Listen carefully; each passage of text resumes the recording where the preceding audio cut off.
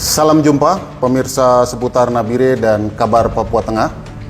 Pada kesempatan kali ini kami menghadirkan wawancara eksklusif bersama mantan Bupati Nabire, pada zaman itu Bupati Paniai, Bapak Letnan Kolonel Infanteri Purnawirawan Yusuf Adipata, yang menjabat di Paniai selama 2 periode hampir 10 tahun sejak 1989 sampai 1998. Kini beliau menetap di Malang dengan usia 87 tahun. Selama masa kepemimpinan beliau ini, beliau dikenal dengan sosok yang berperan penting dalam pembangunan infrastruktur dan menetapkan tonggak-tonggak awal di Kabupaten Paniai. Termasuk beberapa yang tertinggal sampai saat ini itu tugu-tugu yang merupakan sumbangan dari warga kerukunan dari berbagai suku yang ada di seluruh Indonesia. Dalam perbincangan kali ini, kita akan berbagi kenangan dan pandangan beliau mengenai perkembangan wilayah Nabire yang kini sudah menjadi ibu kota Provinsi Papua Tengah. Selamat siang, Bapak Yusuf. Selamat siang, Mas Wendy. Ya, terima kasih sudah menerima kami di kediaman Bapak di Malang, Pak. Oke, ya. Ya. Terus kami dari Nabire ini kami merasa terhormat karena mendapat kesempatan untuk berbincang dengan Bapak untuk yang pernah memimpin daerah kami yang selama hampir 1 dekade, Pak. Iya. Yang pertama, Pak, saya ingin bertanya tuh, Bapak waktu menjabat tahun 1989 sampai 1998 itu, Ya. Bapak bisa ceritakan wilayah kondisi Nabire dan Paniai pada saat itu, Pak? Ya. Ya. Baik, saya kira kalau keadaan pada waktu itu memang serba terbatas ya, serba kekurangan ya, karena pada saat itu kondisi wilayah sangat luas. Wilayah yang saya pimpin itu meliputi 17 kecamatan. 17 kecamatan. Kalau sekarang kita lihat di peta itu, seluruh 17 kecamatan itu menjadi satu provinsi baru, Ya. Papua Tengah. Ya, benar. Nah, itu. Nah, pada waktu itu transportasi sangat sulit, perhubungan sangat sulit ya. Kemudian kondisi masyarakat, terutama masyarakat di pedalaman itu masih sangat kondisi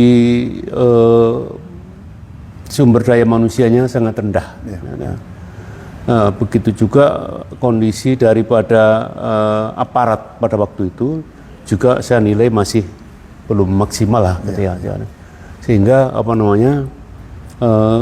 untuk menjangkau dari 17 kecamatan itu, ya itu kita harus sepenuhnya menggunakan transportasi pesawat. Ya. Itu satu gambaran sedikit lah tentang wilayah pada waktu itu. Ya. Untuk ini jalan darat, Pak? Jalan darat gimana? Jalan darat belum ada sama sekali. Jadi kalau dari Nabire itu masuk ke pedalaman itu hanya sampai di Topo. Ya. Topo. Nah, pada tahun-tahun berikutnya akhirnya ada proyek-proyek IPJK. Ya. Inpres pembangunan jalan kabupaten atau Inpres pembangunan jalan provinsi, IPJP itu. Nah, itu IPJP itu ada proyek dari Nabire ke Enarotali rencananya. Tapi dirintis dari Nabire ya bisa sampai di Enarotali, tapi waktu itu tidak mungkin dilewati karena jalan tanah. Ya, medannya itu, Pak. Ada orang yang mencoba untuk menelusuri dari Nabire sampai ke Enarotali, tapi banyak masalah. Mungkin bahan bakar, mungkin kalau umpamanya kurang tidur tidak cari di mana, kalau ada gangguan di jalan bagaimana, jadi akhirnya sama sekali belum berani orang waktu menggunakan itu tuh. Nah, akhirnya kelanjutan dari proyek itu masih ada lagi, tapi ya masih mandek sampai di Topo. Waktu itu loh itu aja. Iya. Tantangannya itu ya, transportasi, Pak ya. Tantangannya itu di transportasi, Pak ya. Ya transportasi ya tantangan juga gitu Iya, ya. iya. Terus, Bukan hanya masalah, semua masalah jadi tantangan. Iya, benar. Iya. Yang Bapak kenal, Bapak paling ingat itu apa tingkat kesulitan saat masyarakat transmigran datang itu yang di SP berapa Pak? SP berapa? SP 123 ya Pak ya? Bumi Wonderjo sudah ada Pak ya waktu itu? Ya sudah ada. Iya. Itu transportasi mereka sudah lancar kalau yang ke SP itu Pak? Ke transmigrasi? Iya. Ya sudah, kalau ke transmigrasi memang sudah dibangun jalan. Oke Pak, iya Pak. Terus dulu akses ke Nabire itu lebih sulit Pak daripada sekarang Pak ya. Terus strateginya Bapak waktu itu untuk mengatasi daerah yang terisolasi itu gimana Pak? Ya kalau akses ke Nabire, akses ke Nabire itu harusnya dari luar Nabire, dari Jakarta atau dari Jayapura gitu. Itu nggak masalah. Tapi yang jadi kendala itu adalah akses dari Nabire ke pedalaman, itu loh. Itu yang utama itu, masalah yang utama. Jadi itu. Dan cara mengatasi ya belum bisa kalau kita tidak membangun jalan ya. Betul. Sementara daerah tingkat 2 itu pada waktu itu tidak punya anggaran yang cukup ya. Bahkan pendapatan asli daerah itu cuma berapa? Kira-kira sekitar 500 juta. Kemudian kalau di Nabire itu ada angka miliar ya. Itu jelas itu yang paling banyak itu belanja pegawai ya.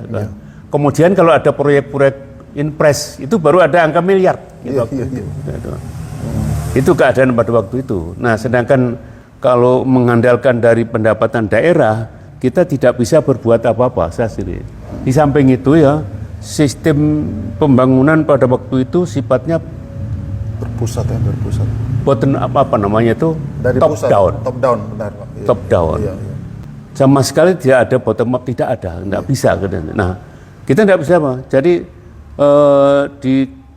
di Nabire, di kabupaten ya, kita tidak bisa berinisiatif.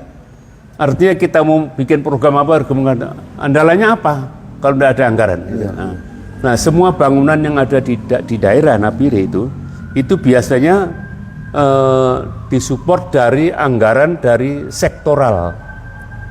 Apa itu Pak? Sektoral, anggaran sektoral. Jadi kalau umpamanya dinas perindustrian ya, itu ada anggaran dari Departemen Keanggaran ke dinas perindustrian, tidak melewati bupati langsung Pak ya, berarti dari tahu-tahu Pak ini ada program ini nah itu dilaksanakan dari Departemen Pertanian, dari Departemen apalagi kehutanan sama sekali kita nggak tahu gitu. Itu zaman dulu itu namanya sektoral. Top down ya. Sepenuhnya top down. Jadi kita bikin usulan tapi usulan juga jatuhnya bukan jawaban gitu. Itu itu zaman waktu itu. Kalau yang program yang dari Bapak sendiri untuk Kabupaten Paniai waktu itu apa yang Bapak paling ingat? Yang berkesan Pak? Program saya sendiri. Ya itu gini. Di samping kita mengandalkan dari APBD murni, kita juga dapat alokasi pajak pertambangan dulu. Pajak pertambangan dari alokasi ya itu dari pusat ke tingkat 1 nanti ada alokasi ke nah dengan anggaran yang terbatas itu kadang-kadang kita juga bisa membuat sesuatu. Contohnya ya, saya sudah mendatangi semua kecamatan yang saya pimpin. Saya tahu kondisi wilayahnya, saya tahu prospek yang bisa kita kelola nanti. Salah satunya saya di kecamatan Kamu Monamani. Di situ saya menemukan lahan luas rata dengan pengairan yang bagus. Saya rundingan dengan staf mana kalau di sini digalakkan penanaman padi. Dapat kita laksanakan akhirnya dengan cara ya kita ambil tanah sekitar 1 hektar ya. Penduduk di situ kita beri penjelasan coba nanti kerjakan pembangunan pembukaan sawah ini ya kita tuntut dengan teknologi sederhana dengan membongkar akar-akar pohon sampai jadi lahan. Itu di Monamani itu Pak? Iya, itu kita bayar. Nah, terus ditanami sampai bisa panen. 1 hektar. Itu fotonya lengkap di pertanian itu. Nah, di sini juga ada fotonya tapi di di foto itu. Saya pernah lihat di Instagram Bapak ya. Ya. Bapak masih aktif di Instagram Bapak. Iya, iya. Bapak. Itu ada Bapak taruh foto sawah, Pak. Sawah di Irian. Mungkin itu, Pak. Iya. Jadi itu sawah di Monamani, Pak ya? Di Monamani, itu kira 1 hektar ya. 1 hektar. Jadi ada panen rayanya ya saya yang panen ke situ tuh. Gitu. Sampai setelah panen jadi masalah. Iya, iya. Gabahnya di Proses di mana? Nah, ditempatkan di mana? Karena dia tidak punya wadah. Iya, betul. Akhirnya kita datang karung. Nah, setelah itu untuk membuat beras kan nggak bisa. Iya. Kita datangkan mesin huler, mesin untuk membuat beras itu. Udah habis itu selesai, ya namanya seperti proyek. Okay. Selesai ya sudah, nggak ada kelanjutan. Sayang, gitu. ya. Nah itu artinya ya sumber daya manusianya tidak bisa diandalkan untuk meneruskan proyek itu. Seharusnya bisa, Pak ya. Nggak bisa gitu pada waktu itu. Iya. Itu tahun berapa, Pak? Tahun ya sekitar aku di sana itu 89, mungkin sekitar 93. Ya, itu. Oke, Bapak. Kita lanjutkan lagi, Pak ya. Iya, sekarang untuk zaman sekarang ini Nabire sudah jadi ibu kota provinsi Papua Tengah, Bapak. Perasaan Bapak gimana, Pak? Waduh, bangga sekali saya. Iya. Gimana? Paling tidak saya punya andil. Iya. Walaupun mungkin ditinjau dari sekarang itu tidak ada artinya apa-apa andil saya itu. Iya. Tapi ya mau tidak mau gimana ya, saya mengabdi kepada bukan kepada orang Nabire ya, kita mengabdi kepada negara, bangsa dan negara lah. Gitu. Kita bangga sekali itu. Jadi, karena apa? Di samping kemajuan dari Kabupaten Nabire sendiri, dengan adanya dijadikan ibu kota provinsi, itu luar biasa peningkatannya. Fasilitas lebih banyak ya, Ya, menurut Bapak dampaknya apa nanti, Pak, untuk Nabire sudah jadi ibu kota provinsi Papua Tengah ini, Pak? Dampaknya ya itu dampaknya kepada ini kota Nabire ya, kota Nabire. Dampaknya ya kita menjadi kota besar lah sebenarnya, itu aja. Besar. Nah otomatis kalau kota besar itu semua fasilitas umum kan bertambah. Ya, betul. Itu antaranya. Oke. Kalau dari sudut pandang Bapak ya, sebagai mantan bupati, mungkin ada pesan apa yang ingin Bapak sampaikan kepada pemimpin di Nabire atau pemimpin di Provinsi Papua Tengah yang ingin Bapak sampaikan, Pak? Ya, ini jangan dianggap saya menggurui. Iya. Ya, saran. Ya pandangan aja ya, pandangan. Jadi saya lihat sekarang anggaran luar biasa. Kabupaten anggarannya triliunan. Nah, sementara sumber daya alam, sumber daya manusia itu perlu diperhatikan. Sumber daya alam itu supaya bisa dikelola bagaimana? Itu harus ada peningkatan sumber daya manusia. Kalau itu tidak bisa, percuma itu. Nanti saya kira ya, yang penting sekarang ini ya tingkatkan kemampuan sumber daya manusia untuk bisa mengelola sumber daya alam yang ada di Papua itu. Sebetulnya banyak sumber daya alam ya, kelautan, kehutanan, pariwisata, itu banyak sekali. Tapi sumber daya manusia enggak. Maka dari itu ya ditingkatkan. Pendidikan sekarang itu lebih banyak harusnya pendidikan vokasi. Itu saya baca katanya di Uncen itu tahun 24 ini sudah akan membuat fakultas vokasi. Keahlian, Pak ya? Keahlian fakultas praktisi ya, vokasi. Iya, vokasi. Iya. Nah itu membuat nanti orang menjadi sarjana atau menjadi pandai bukan teori. Betul.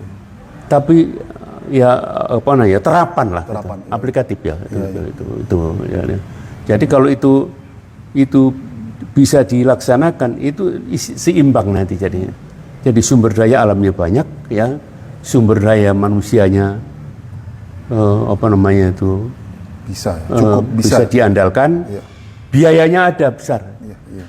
Jadi itu sudah tepat sekali. Kalau nanti biaya banyak, sumber daya alam ada, tapi sumber daya manusianya tidak bisa jalan itu.